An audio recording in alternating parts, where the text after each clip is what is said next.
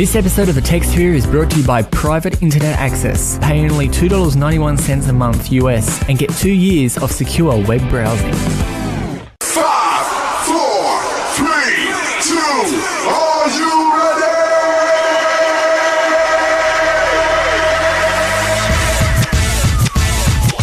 You're listening to The Tech Sphere, Sydney's freshest tech podcast. Hosted by Harry and Andrew. Enjoy the show. Hello and welcome to The Tech Sphere. This is episode number 11. My name is Harry. And I'm Andrew. And in this episode of The Tech Sphere, Apple has announced 3 new iPhones. Tor releases an Android version of their browser. We investigate the upcoming 5G mobile network in Australia. And Harry and I talk about our first tech experiences. Oh yeah. All that and more up next.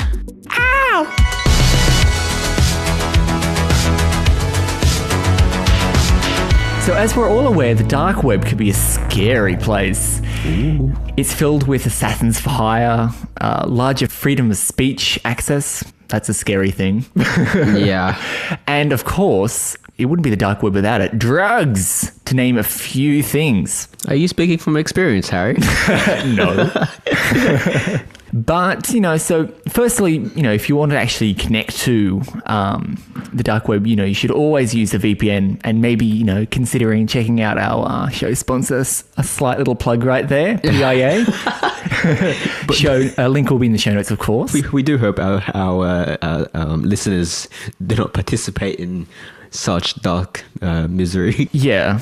But, of course, play it safe. But we live in a free world, so... Yeah. But after that, you also have to have access to a special browser. Now, on PC and Mac, you're all sorted. You've got Tor, you've got I2P, you've got Helix. But for phones being, for most people, it's your main browser. You're not going to be using, most of the time, you're not going to be using a PC. But there hasn't been too many options until now. That's crazy to think that it's taking them this long. I mean, who goes home purposely to go on their laptop and be like, okay, I really need to order an assassin now. Yeah. It's always on the go. Yeah. So Tor is in the right place here.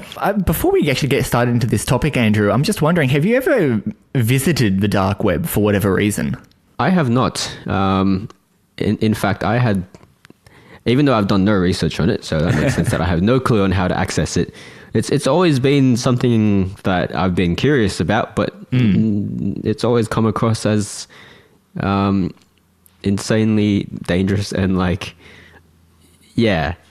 think I want to avoid it.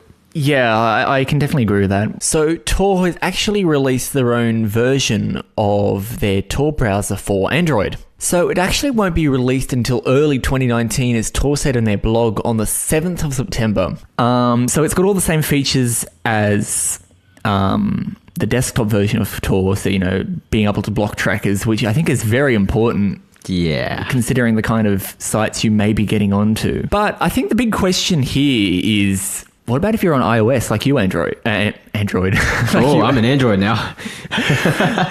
Yeah. Unfortunately, I can't access the dark web natively, or not natively. There is no native way to access the dark web. Well, I mean, obviously, it's not just Tor. Yeah. Well, there are browsers, but nothing that Tor themselves have officially made. So, yeah. Yeah. So at the moment, they recommend Onion browser because it'll make you cry. If you do intend on accessing the dark web for whatever reason that may be, and you're on Android, you can feel a little safer. Yeah, and Tor seems to be your favorite browser. Off you go. Well, it's definitely the biggest. Yeah, I've heard that name everywhere. Everyone on the internet has heard of Tor in some fashion. When you're torn between two web browsers. Stop. I've never done a pun in the show. Really? This is the first. Huh. I'm proud. Well, there you go. On to the next one. And I'm actually kind of really interested about this story because as you know, Andrew, I am all for convenience. So am I, because I'm a lazy prick. And, it looks like that Woolworths too, up for this convenience factor for their customers. So on September the 6th, so once again, a little old, but Woolworths announced that they'll be trialing a similar system to that of Amazon's checkout-free stores. So, I'm sure many people who are interested in tech kind of stuff are aware of. But it isn't as advanced. No. Let's say that. Typical Australia. Yeah, we are in Australia, folks. So hold your horses. It's going to be called Scan and Go. What a terrible name. Yeah, Scan and Go. Hey guys, I'm off to Scan and Go. So it's not like Amazon where you can walk in and take a product and that's it. You still got to physically scan it. I can already see problems. With an app on your phone, and then it goes from there. So essentially, it's like your self-serve checkout, except the self-serve checkout machine is your phone. So they're currently doing trials, and if you live near Double Bay, which is in New South Wales, for our Australian listeners, you'll be able to go to their store and try it for yourself. I know. Ooh, I didn't know that. Yeah, but as you can probably imagine, it's going to be a bit problematic, I think, this system, how they've set it up, because, well, you have to manually scan your items. Yeah. And, like, theft. Yeah. If you don't scan it and you walk out, no one's really going to know or be able to catch up on that. Yeah. Unless they've got some sort of, like, person standing guard, but... Yeah, I mean, how effective are they, honestly? Yeah.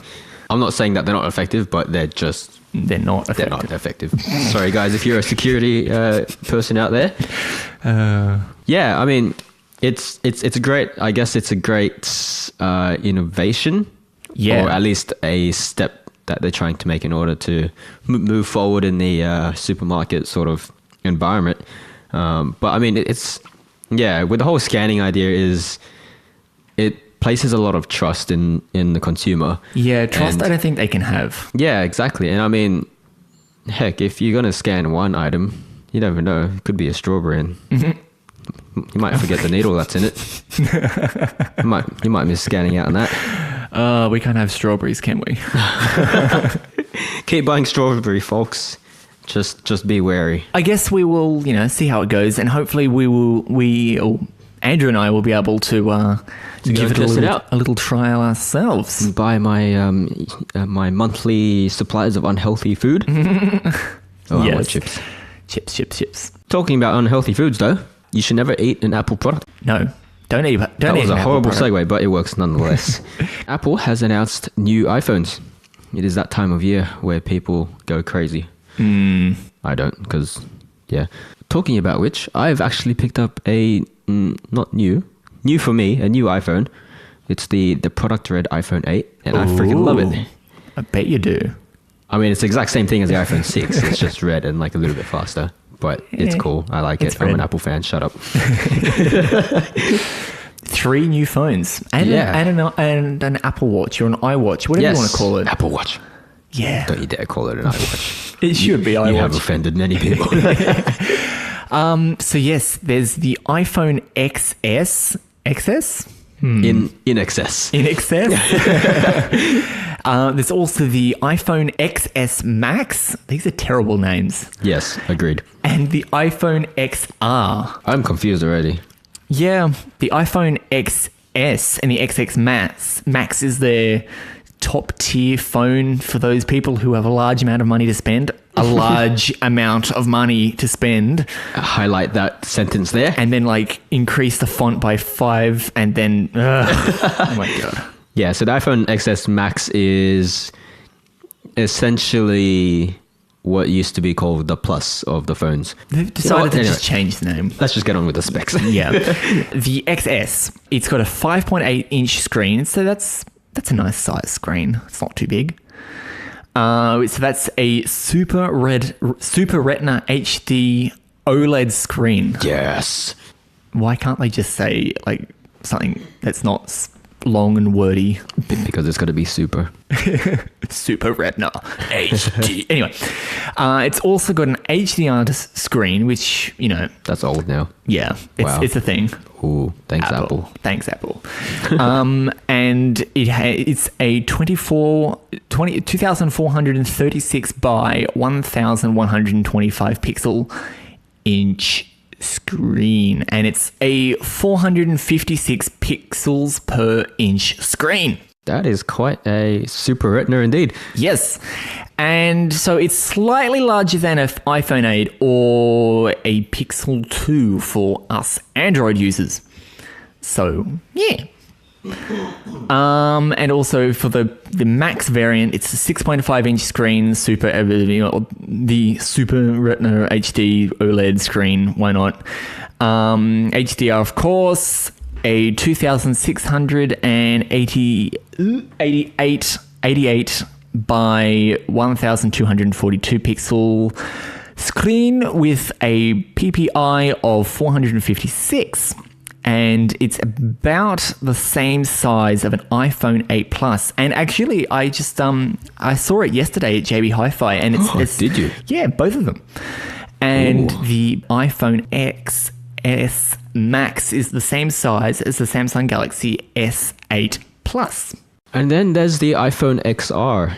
Yeah, for those who don't want to spend almost $1,500. I don't want to know. I really don't want to know. Because I just got my iPhone 8. So it's, I guess if you want to compare it to another Apple product, it could be the same concept as the iPhone SE. Yes. It's the cheaper iPhone for people like us. That comes in white, black, blue, yellow, coral, which is like a light orange kind of color, and product red. So it's not a special thing anymore, product red. It's not as special. Yeah, but it's a little bit larger than your iPhone 8 at 6.1 inch with a retina display, just a standard retina, not super retina. And it's an LCD. Yeah, LCD screen. So you do miss out on that OLED HDR goodness. And slightly lower resolution at 1729 by 828. And that's at a 326 pixels per inch. Ding! So obviously lower in terms of all your fancy features and nice things, but it still looks great. I mean, that's pretty well on par with the iPhone 8s at the moment as far as I'm aware. Yeah. So if you don't mind the look of them, then that shouldn't be a worry for you. If you want something better, you get what you pay for. Now, these phones obviously have different capacities. So you're looking at 64 gigs, 128 gigs, and 256 gigs. As you can see, just like before, they've gotten rid of the 32 or 16 or... yeah, that's it. I mean, not that anyone these days would probably want 32 or 16. It wasn't Exactly. overly popular, was it? No.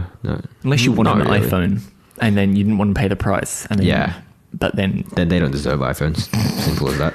So in terms of design, it's pretty much take your iPhone 10, your iPhone X, however the frick you want to call it, and just enlarge it a little bit. Yeah.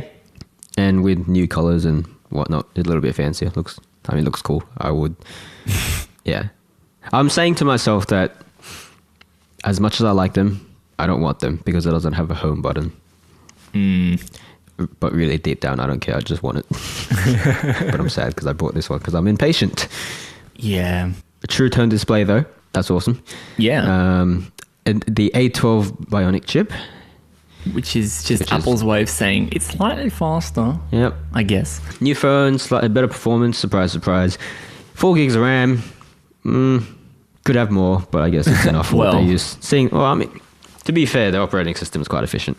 Yeah. So that's cool.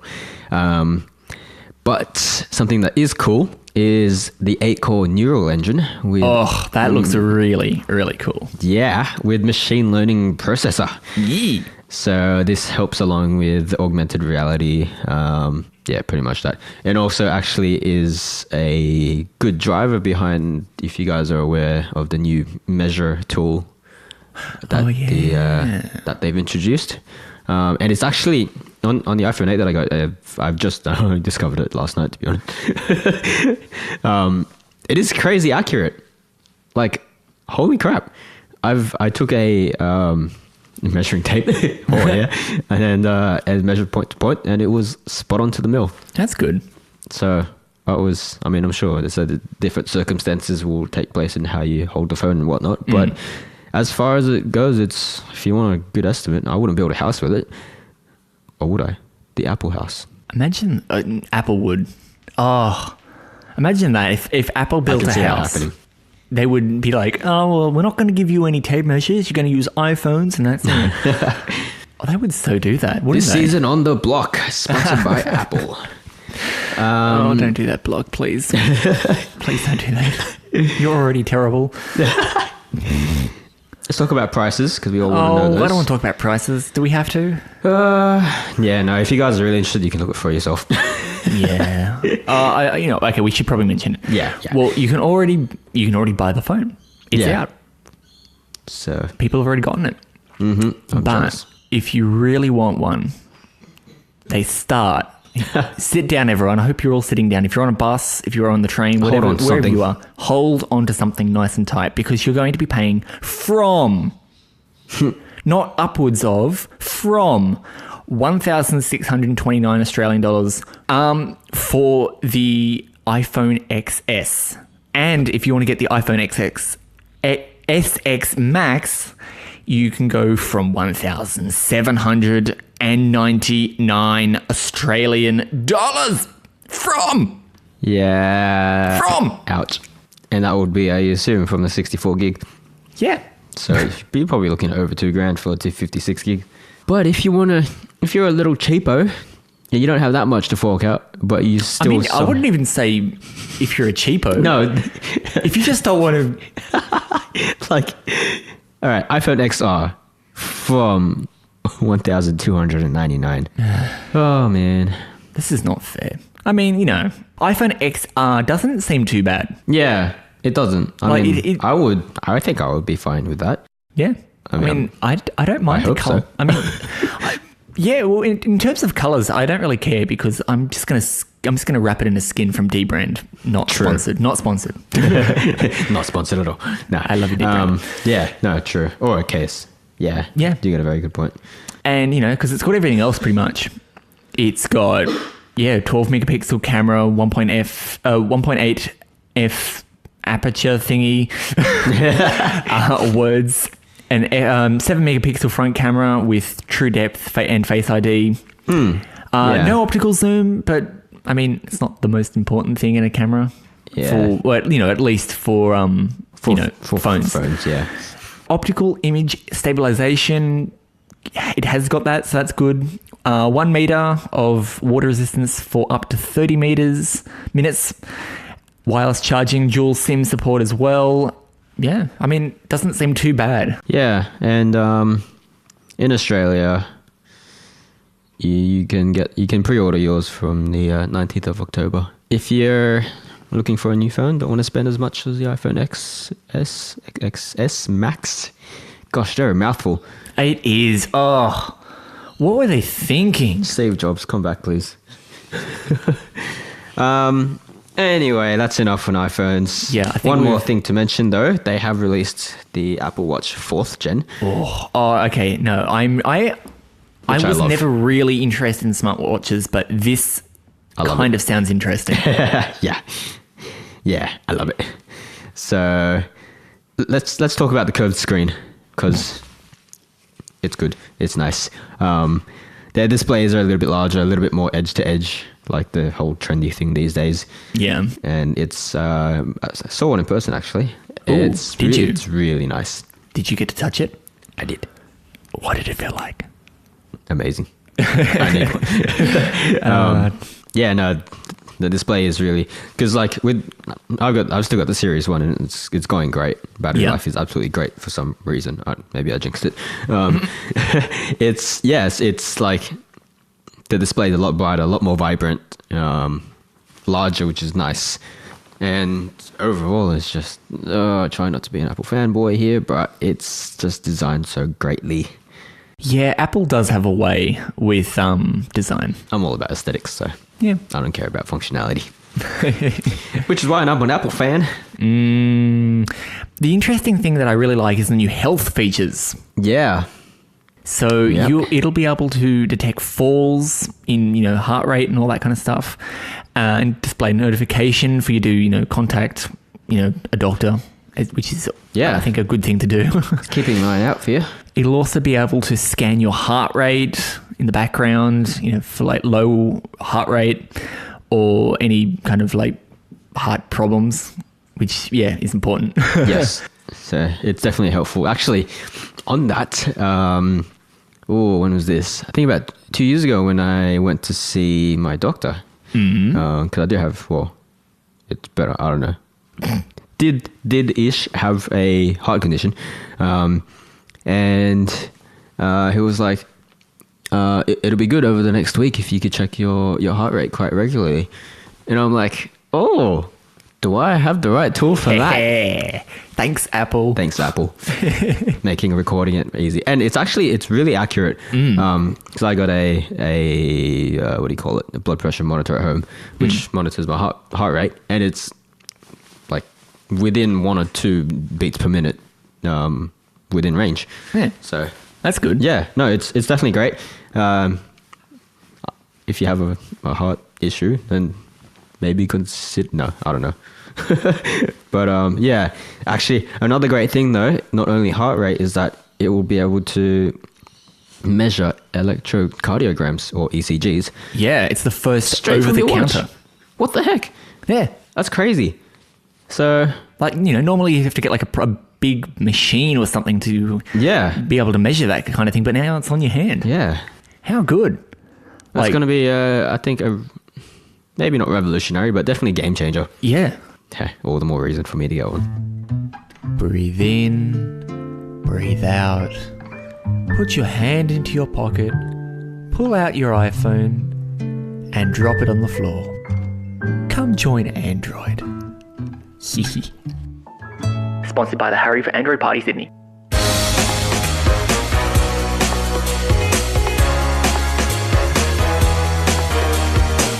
You know what? As we kind of saw before, the iPhones are kind of expensive. Yeah. So, at least for Australia, if you wanted to get your hands on the new phone, you can actually expect to pay between $75 and $277 a month. It doesn't stop! That is more than my car insurance. I don't... Yeah. Andrew, you can do this one. Telstra is promoting a 24-month 90 gigabyte. Ooh, that's a lot. But I mean, come on, hang on. I'm not finished. 90 gigabyte lease plan. Lease? Lease for $119 a month for the iPhone XS 64 gig. No, that's not nice. Your base new iPhone, besides the XR, and then $134 for the iPhone XS Max 64 gig. Its cheapest lease plan available is $99 for the XS on a 24-month contract, with the priciest, oh my gosh, at $199 for a non-leased XS Max on an unlimited plan. Think about it, guys. $200 a month. Why? That's like a full day's worth of work. Actually, you know what? No, don't do it. That's pretty much the summary. The most affordable non-lease plan is $124 a month, and that's for Telstra. If you're wanting to go with Optus, their cheapest plan for the XS 64 gigs starts from $75 a month. That's not too bad. I mean, it's expensive. 64 gig, so it'll be, Yeah. I'm guessing, around 100 for 128 or Yeah. 256. Yeah, so that's over a 24-month lease contract with 4 gigs. Oh, like, what a joke. Oh, what? With No. 4 gigs of data. Feel ripped And for non-lease contracts, $85. And then up to $170 a month for 24-month non-lease and 200 gigs. Jeez, what a jump. That is a jump, isn't it? Last but not least, Vodafone. Well, not, once this emoji goes through, maybe not. Yeah. They don't offer any lease plans. Of course. With the cheapest option, the XS64, on a 36-month plan, you're looking at $80.25 a month with 2 gigs of data. So basically, open Instagram twice a month. And the most expensive on offer is an XS Max 512 gig setting. setting you back $277.41 a month. No. Over 12 months with 100 gigs of data. Well, you know what? At least you got 100 gigs. Let me pull out the quick calculator. All right. No, just- So, 277.41 times 12. You're paying 3.3K over What? the year for your phone. No. Oh my God. Yeah.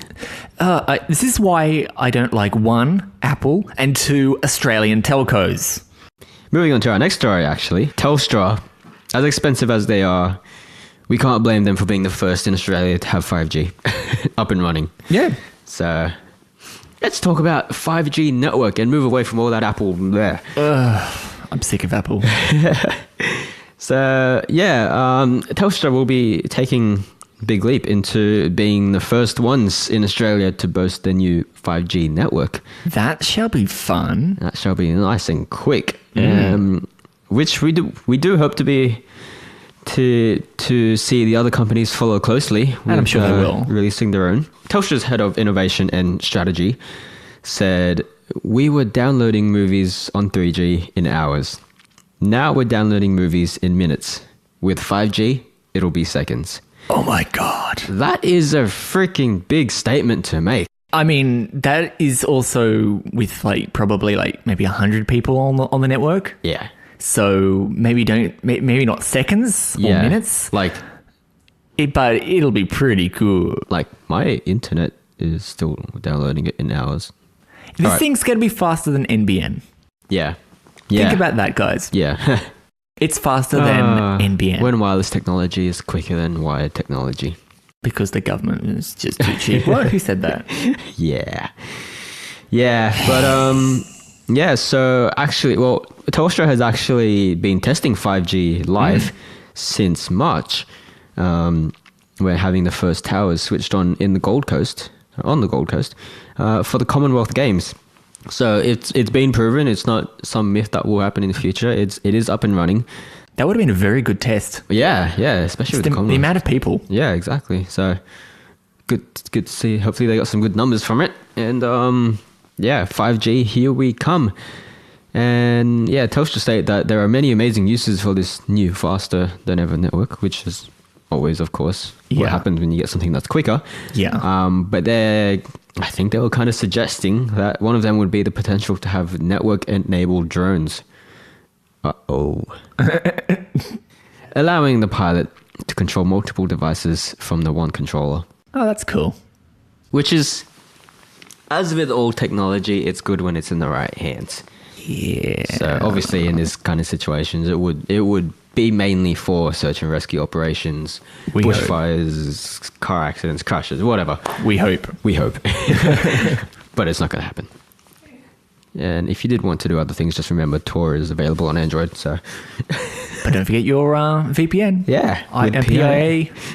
Link in the show notes. That's it. Cha-ching. Wow, they're really getting their money's worth, PIA. Yes, they are, especially in today's episode. Yeah. A lot of things you can do with that.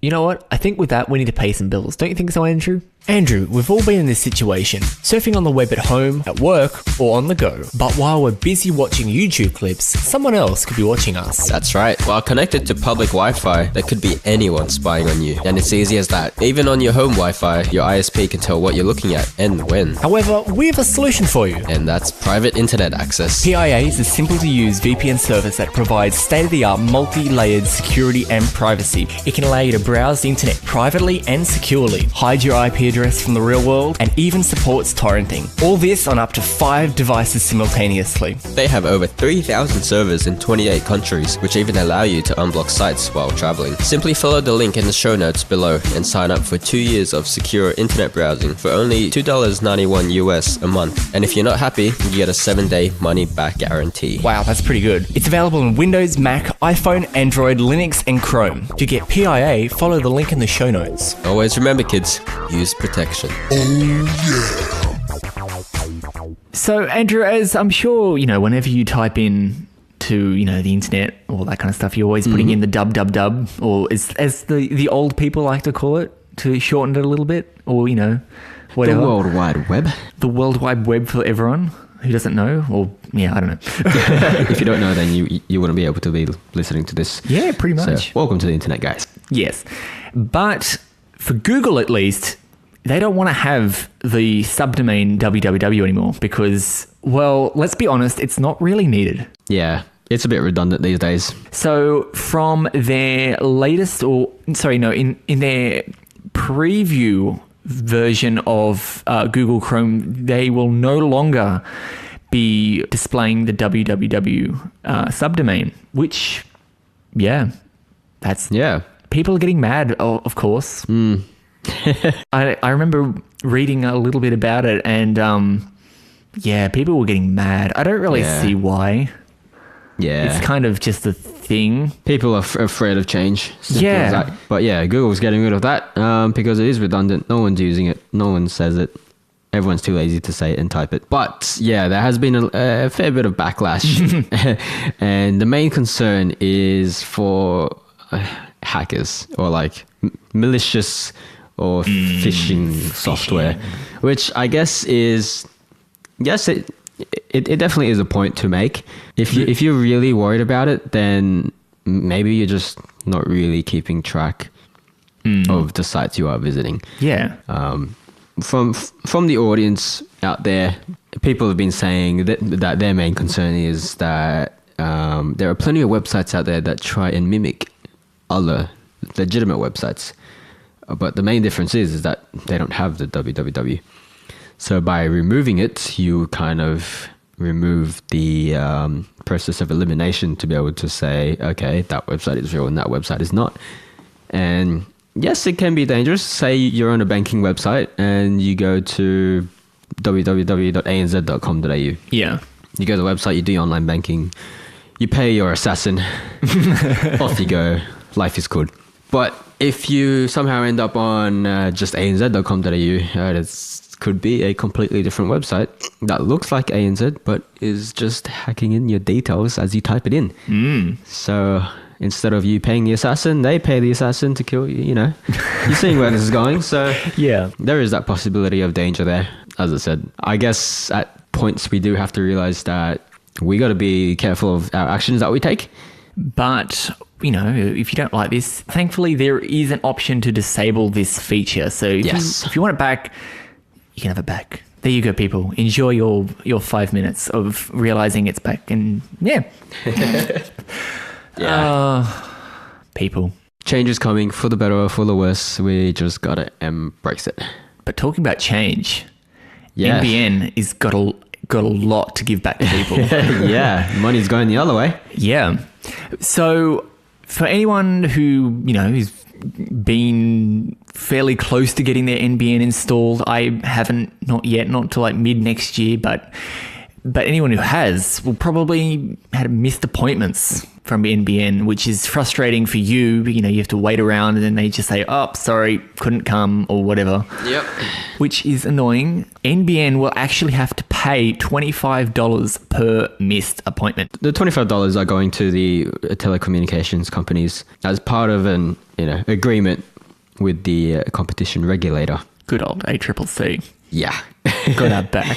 So while you might be disappointed that it's not going straight to you and causing you inconvenience, depending on the actual company, more than likely this $25 will be reimbursed to yourself for the inconvenience that the NBN has made. So, and plus, you know, it's keeping the NBN on their toes so they know that they can't just screw us over. Exactly. Because if they do, they have to pay a fine. And we know when companies have to pay money, they act. Oh, do they act.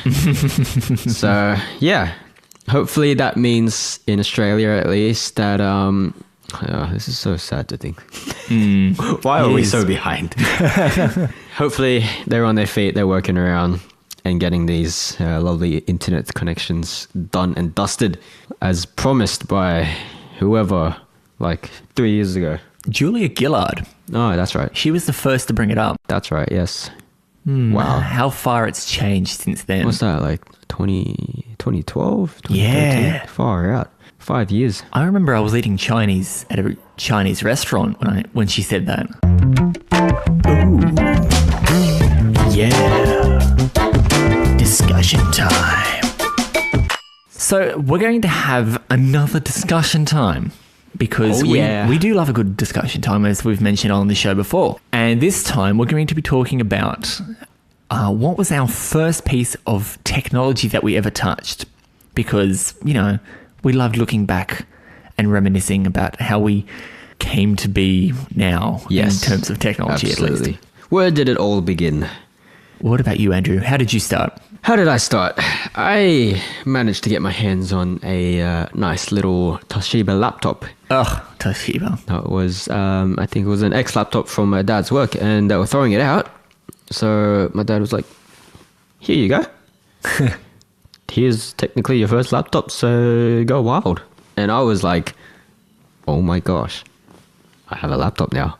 Mind you, this was like when I was 6 or 7. Do you remember the specs? Would have no clue at all, but it was definitely slow. Because I'm sure.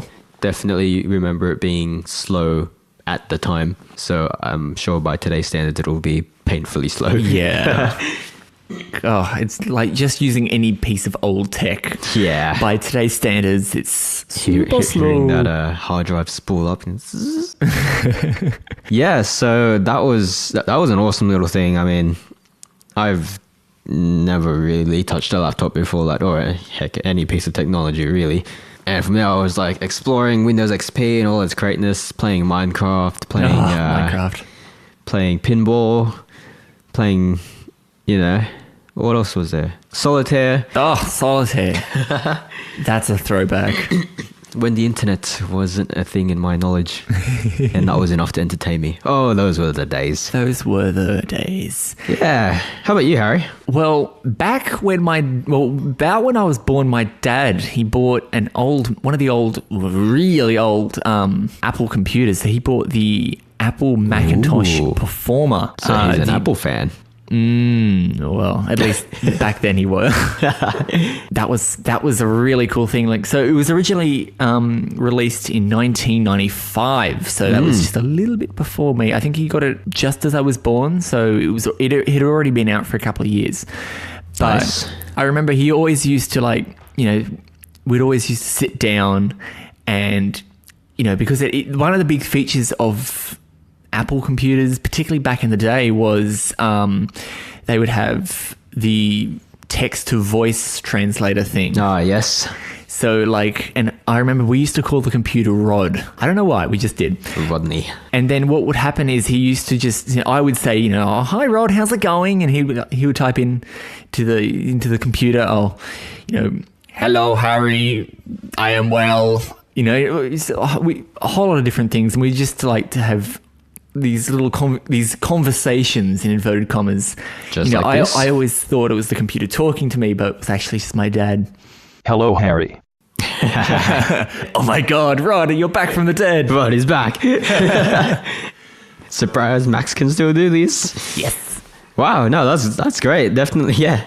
Text to speech is something cool to play with. I definitely was spooked out by that when I first heard it. But Yeah. So, well, what we also did is we also got some of the listeners to communicate with us what their first pieces of tech were. So we got a few people. Yeah, we did. Surprisingly. So we've got, how many got here? We've got 1, 2, 3, 4, 5, 6, 7, 8, 9, 10. Damn, 10 people. Yeah, and Hi. we got 3 people who really went into it. Yeah. While the others kind of just gave us They just their gave us piece of some technology. Yeah. So Boring. let's start off with David. Oh, David. Hi, David. Thank you for commenting. Thank you for listening. So your first piece of technology, he said, was the PS1. God, that's old. I never had one. Yeah, I Never played it. used to have a PlayStation 2 from memory. Yeah, it was a PlayStation Yeah? 2. Yeah. I was an Xbox kind of guy back then. Oh, were you? Yeah. God, we're always on the different side of the fence, aren't we? True that. Very true. And then next was William. Yeah. And he had an iPod Touch. I Yes. had one of those. Yeah. So he had the first iPod Touch, which I don't think he has anymore. Which Oh, William. would be great to have still. Ian, Game Boy Advanced. Trying to. The original Game Boy Advance, that is. Yeah, I used to have a Game Boy. I'm trying. I think it was the Game Boy Micro. Oh yes. Yeah, I got that for Christmas when I was. Oh my gosh. I don't know how old I was, but things are so so much good. fun. Yeah. What did I have? What games did I have? I had a Narnia, the Wizard, the Lion, the Witch, and the Wardrobe game. Really? Yeah. Whoa. That was so fun. And Dog's Life. Dogs? Golf? No, Dogs. Oh. Yeah. Uh-huh. You know that game that then later came on to all the Nintendo products? Yeah. Nintendo, That was fun. Nintendo DS. Yes. Yeah. And then I'm sure there are others, but I those are the two that really... Oh, no, Spyro the Dragon. Yeah. Oh, I remember that. that was a good game. Wow. Jeez. Oh, trip down memory lane. All right. Actually, talking about DSs, Sam wrote in and he said that his first real piece of tech was his Nintendo DS Lite. Those were fun. Those were great. Yeah, so I had one. Did you? I did. Yes. I played the death out of that thing. A few buttons broke. I think I had one of those too at some point, or maybe it was my sister. I think it was my sister. I'll go with my sister. But yeah, so he said he got it when he was 10. Wow, that was young. And, you know, as I'm sure anyone would be if they got a new piece of tech, he was pretty excited at the time, you know, because he hadn't played any kind of video games before. And, you know, he had a lot of really, really fun games, like the Sight Training. God, yeah, because that was... Sight training. Oh. Nintendo. Wow. And also the Mario Yeah. Party DS That was so game. fun. Gotta love Mario. That was heaps of fun. Yeah. Super Mario 64 on the DS. That was also fun, he says. And then also The Legend of Zelda, Phantom Hourglass. Because, yeah, Sam, he's a friend of mine. He is very, very much into his Legend of Zelda games. Yeah, that's a great collection he has there. He is really obsessed. The Legend of Zelda? Oh, Yeah. yeah. You can't go past that. If you guys haven't played it, then I'm afraid you're missing out, really. Yeah. Like, particularly the... sorry, to take a slight tangent, as we like to do on the podcast, of course. The new Legend of Zelda... I can't remember what it's called. The one that's on the Switch. Yes. Whatever that one's called. Sam will know, and I'm sure he will comment and tell me. But this is actually the same Sam that we actually heard before on the podcast when we were at Forbes Street Studios. Ah, yes. Yes. That's right. So, yeah, Sam is continuing to listen even after he was on the show. That's a true listener. And we also had another Nintendo DS, and that was written in by Lucy. And then we've got Ethan, who had a Game Boy Pocket. Game Boy Pocket, wow. Was that? Totally forgot that existed. I guess that was similar to the Micro, similar-ish. I'm not. Oh no, it was the rectangular one. Yes, the little retro looking. Oh, of course it's retro looking. Little rectangle with the curved curved corner. And they had a clear version of that as well, which my friend had. Really? And I was so jealous. And my other friend had the gold one as well. And I was there with my Nintendo Advanced SP, and I was just like, yeah, cool. And then Angus, his first was a Nokia phone. So it never broke. Those things can't break. My grandma, she had one, and she just gave it to me, 10 years ago, however long it was. And yeah, it's like if outside of the fact that it's not charged, it still works. Yeah. It's a really reliable phone. They last a long time. Yeah. Actually, a few weeks ago, I was cleaning up one of my drawer chests and came across a good old 3310. And gracefully placed next to it was the charger. Perfect. I was like, yeah. Perfect. Let's try this. So I plugged it in, turned it on, didn't turn on. Oh. I'm like, shit, okay. Damn. So I just left it overnight. It was charging. I was like, maybe the battery's like completely drained. Yeah. I come to it, and next morning I was like, oh yes, it's charged. Turn it on, see that good old school LCD. Yeah. With the Nokia shaking hands logo come in. I'm just like, the memories. yes, it's back. Safe to say the battery is pretty short because as soon as I unplugged it, it died. Yeah. It's kind of alive. understandable. Yeah. You can't really do that with an iPhone. I mean, it hasn't really been long enough to try, I guess. So Angus also had a PlayStation 1. That must have been from his parents because I feel like he's a bit too young for that. Technology has come really far, hasn't it? It really has. And in such a short period of time. Yeah. Wow, we sound old saying that, even though we're like 20s. But see, that's just a proof of how far it's come in our lifetime already. We've seen change. I can't imagine. When was the first iPhone invented? 2007, I think. Like that is such and now we're at a stage 2007. Like we're at a stage where the first iPhone was this small, very thick kind of phone, and now we're at, and now it's a big thin phone. Big thin phone that's super expensive. Don't remind me. But what